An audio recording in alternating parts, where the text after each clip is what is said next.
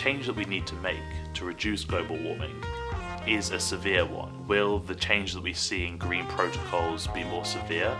Businesses in a capitalist society will generate new firms around this gap.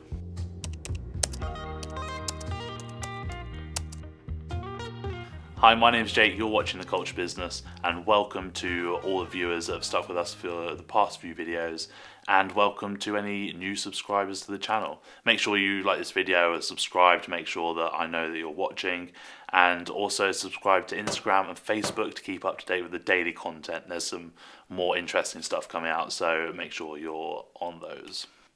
Global warming is always an interesting topic because there needs to be something done about this pressing issue, but pressing, I guess, is the key word there, that a lot of people don't feel like there's a need to make changes to what they're doing right now because global warming has been happening for years and it's so far ahead in the future that you don't really need to do anything right now.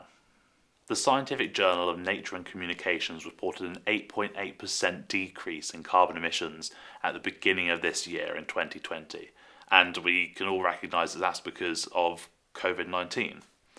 And that's what I'm talking about today, is the sudden change that we had to all undergo around the world in all economies that meant that this positive outcome could occur. Obviously, we weren't trying to reduce carbon emissions at this point. This was as a result of trying to avoid the virus. But what we see is that rapid change can occur, and although economies around the world were devastated, as far as I can tell, life keeps moving on. People adapt and people change. Economies grow and are weaker in some areas and stronger in others, and the strong areas prop up the weaker areas. That's just human nature. That's how these systems that we've created evolve. People don't like change, and change is always met with backlash, no matter what it is. And the change that we need to make to reduce global warming is a severe one, and that increases the backlash. And the fact that global warming is seen as something that has been going on for years and something that could go on for years again, people don't feel the pressing need to make that change.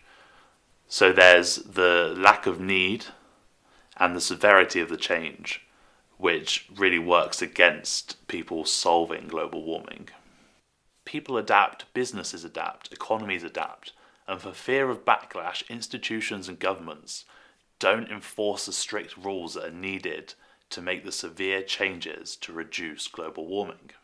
The question is, now people have been subjected to change, will the change that we see in green protocols be more severe than what we've seen in the past? Will governments realise that these big changes can be overcome through video chats, making businesses able to run from home to home to home? Or will we see a rise in governments wanting to please communities that have been devastated by the economic impact and really not enforcing any strict rules?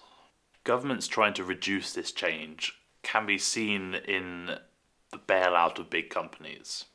Big companies like Virgin Atlantic are failing in this recession because of the fact that their business models don't stand up to this blip in the global economy. And governments are bailing them out.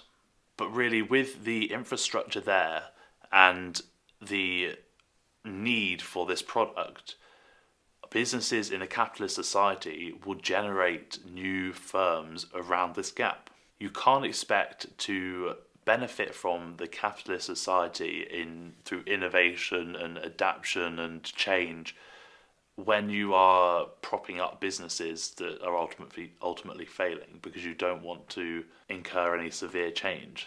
What I'm getting at is, to solve this problem of global warming that really has been created by capitalism and the huge surge in numbers of people living on our planet, we need to play to our capitalistic strengths to produce these changes and business innovations that really just solve problems and do what humans do, which is find a solution to things that are inhibiting us. And global warming is one of these. But this won't come without change.